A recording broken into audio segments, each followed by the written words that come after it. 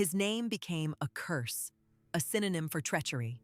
For 2,000 years, Judas Iscariot has been the face of ultimate betrayal. 30 pieces of silver. A kiss in the dark.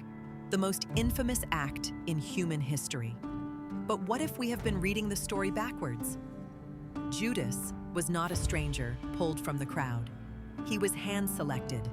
Jesus looked at 12 men and chose him, knowing, according to every gospel, exactly what would follow.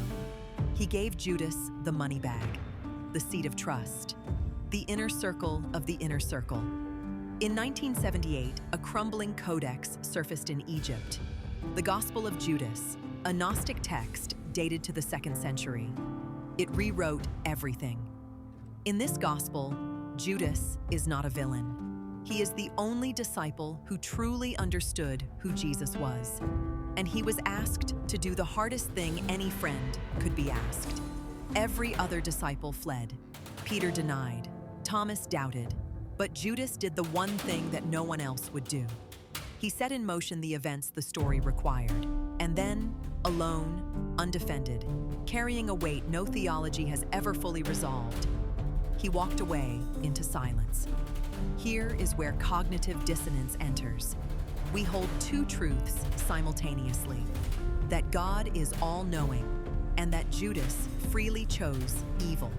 But if God knew, if Jesus knew, from the moment Judas was chosen, then what exactly did Judas freely choose?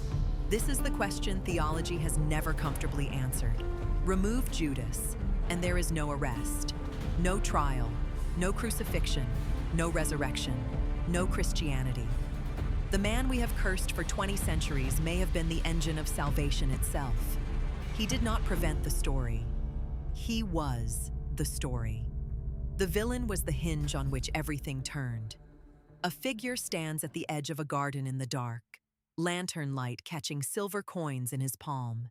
He looks up, not with greed in his eyes, but something heavier, something that looks, in the silence, almost exactly like grief. He steps forward. The betrayal begins. Or does the rescue? Psychologists call it projection. We cast our deepest fears and doubts onto a single figure, and in condemning him, we feel clean. For 2,000 years, the church needed Judas to be simple, a greedy man who sold out for coins.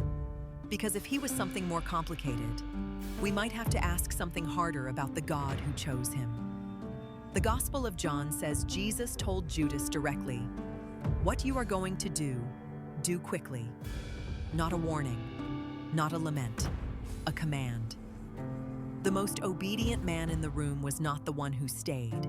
It was the one who left and did what he was told, and bore the weight of history's hatred for it.